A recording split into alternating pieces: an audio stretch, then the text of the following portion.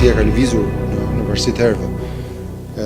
Në Bashkinë e Tiranës porçakullon me ironi ideja se pas emrit Nesti Angoni që ndihmoi në hetimin për arrestimin e Erion Veliajt, fshihet Arbian Masniku.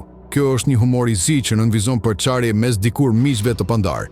Ndërsa Veliaj ndodhet në burg për korrupsion dhe pastrim parash, Masniku është promovuar në postët e larta politike si ministër dhe drejtues politik i Partisë Socialiste në Elbasan.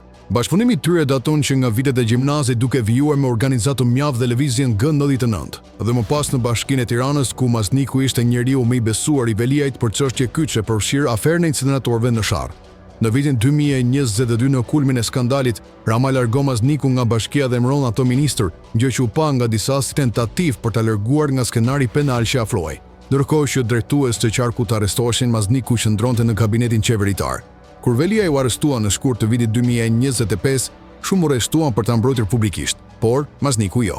Vetëm pas 2 muajsh në Top Story dha një deklaratë të fortë, ndërsa në Degalog e pranoi se kishte përjetuar rënd arrestimin, por theksoi se qëndrimi zyrtar i Partisë Socialiste dhe Edi Ramës ishte i qartë. E ndërkohë, Veliaj nga burgu kërkonte kontakt me Masnikun, pa ndonjë shenjë dyshimi ndaj tij. Megjithatë, shumë nga rrethi i afërt i të dyve i kanë vënë tashmë Masnikut vulën e tradhtarit, një kost që pritet ta ndjek gjatë në karrierën e tij politike, ndërsa Erion Veliaj e vëzhgon nga dritarja e qelisë.